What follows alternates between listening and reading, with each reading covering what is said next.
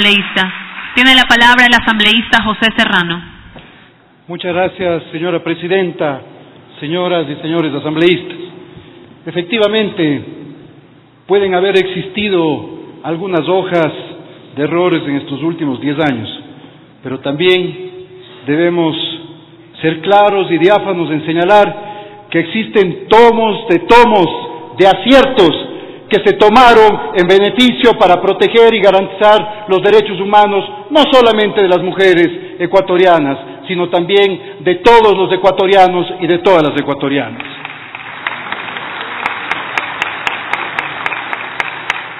He aquí uno de esos grandes aciertos.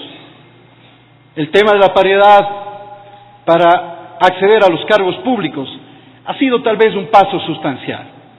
Sin lugar a dudas, todavía nos falta muchísimo por hacer en el Estado ecuatoriano, en el Ejecutivo, en la función judicial, pero sobre todo aquí en la función legislativa.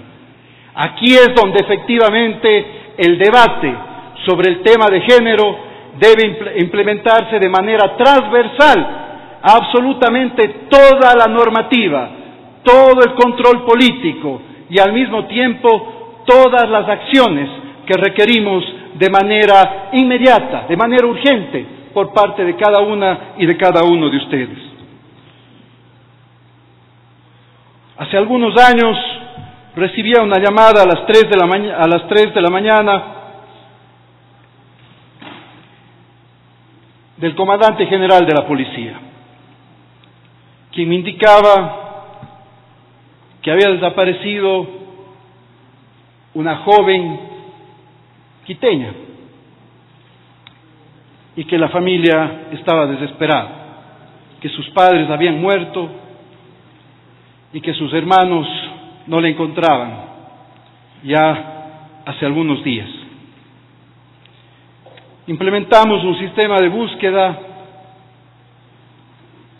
de manera emergente, articulando algunas unidades de la Policía Nacional y coordinando con la función judicial, lo que nos permitió, al cabo de 6 horas, encontrar lastimosamente el cuerpo de Karina del Pozo sin vida. Una joven ecuatoriana que había sido violentada sexualmente, una joven ecuatoriana que había sido asesinada cobardemente por sus agresores, luego de haberle drogado y haberle también hecho perder su conocimiento y por ende también su capacidad de discernimiento frente a los momentos que estaba viviendo. Tal vez uno de los juicios más tristes, tal vez uno de los procesos judiciales más nefastos que ha tenido que pasar el país, pero al mismo tiempo uno de los precedentes que nos permite decir el día de hoy a los ecuatorianos y a las ecuatorianas que la violencia de género, que la violencia contra las mujeres definitivamente solo puede erradicarse y prevenirse desde las acciones propias que se generen en la política pública y en la normativa ecuatoriana. Si no tenemos política pública, y si esa política pública no está singularizada en normativa, no podemos luchar contra la violencia de género, contra el femicidio y, por supuesto, no podemos tampoco luchar contra el feminicidio, término que definitivamente debemos incorporarle en la legislación que discutiremos, que debatiremos en los próximos meses.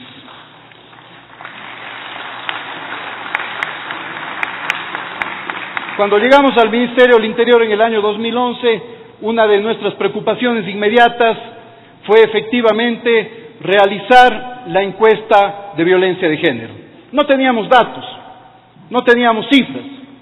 Veníamos de un proceso en el cual las mujeres en los años 80, en los años 90, insignes mujeres de nuestra patria, habían venido gestando una lucha propia de las mujeres, en la que los hombres le habíamos dado la vuelta, en la que la sociedad le había dado la espalda justamente a esas mujeres que lucharon para generar las comisarías de la mujer y la primera ley de violencia contra las mujeres. Esta encuesta nos dio datos alarmantes. 6 de cada 10 mujeres han vivido algún tipo de violencia de género. La violencia en mujeres solteras señala que un 25% de estas mujeres sufren de violencia cuando no tienen hijos. Pero esta se incrementa de manera impresionante cuando tienen a su primer hijo, al 45%. Más de 2.7 millones de madres son víctimas de algún tipo de violencia en el Ecuador. El 59% violencia psicológica, el 44% violencia física, el 42%, lo que corrobora lo planteado por la señora asambleísta Mae Montaño, 42% violencia patrimonial y el 27% violencia sexual.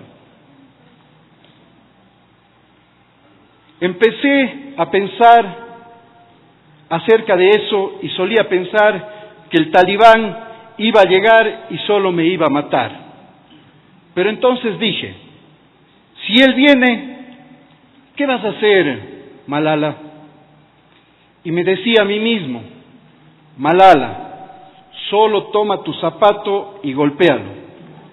Pero entonces dije, si tú le pegas a un talibán con tu zapato, entonces no habría diferencia entre un talibán y tú. No debes tratar a otros con crueldad y dureza. Debes luchar contra los otros, pero a través de la paz, del diálogo y la educación. Entonces dije, le diré qué tan importante es la educación y que incluso quiero educación para sus hijos también. Y le diré, eso es lo que quería decirte, ahora haz lo que quieras. Malala, joven niña de 16 años, que fue también candidata al Premio Nobel de la Paz, allá en Pakistán, agredida permanentemente por la guerra y por el machismo. Pero esas historias que parecen tan lejanas son las historias que viven miles, cientos de miles, millones de mujeres todavía en nuestra patria.